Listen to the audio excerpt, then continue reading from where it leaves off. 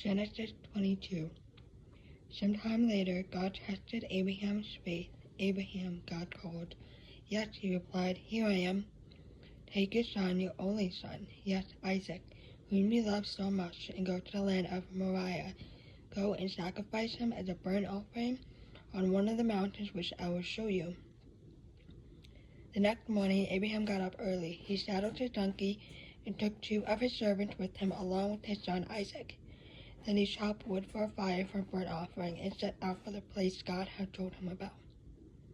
On the 3rd day of their journey, Abraham looked up and saw the place in the distance. Stay here with the donkey, Abraham told the servants. The boy and I will travel a little further. We will worship there, and then we will come right back.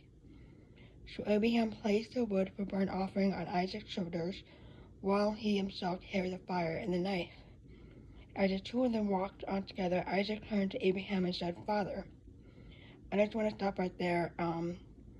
I just want to read note from Enduring Word. Something that I haven't really connected this specific verse.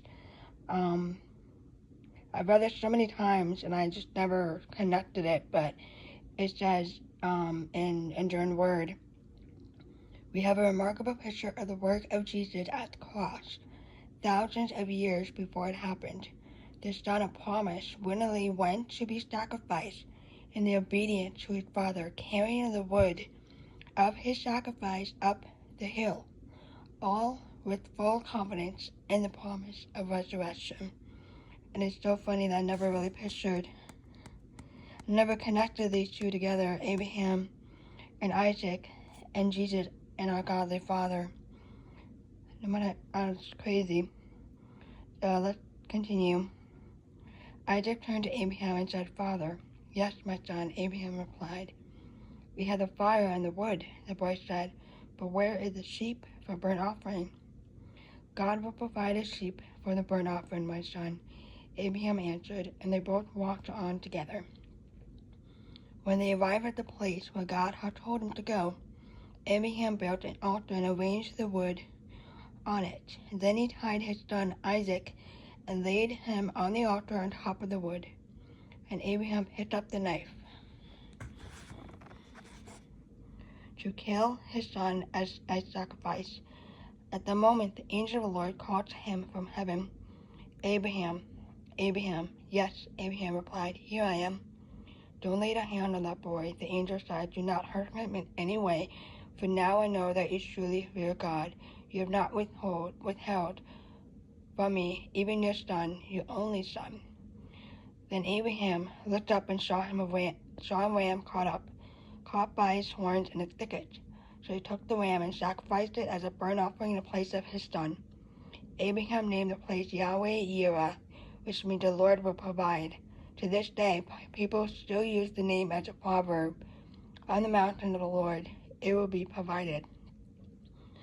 Then the angel of the Lord called again to Abraham from heaven. This is what the Lord said.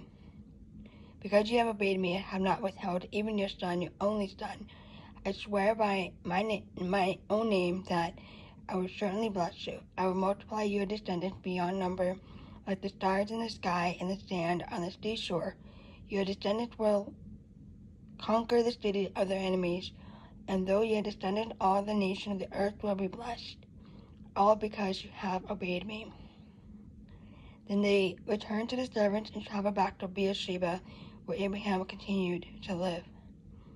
Soon after this, Abraham heard that Milcah, his brother Nahor's wife, had borne Nahor 8 sons.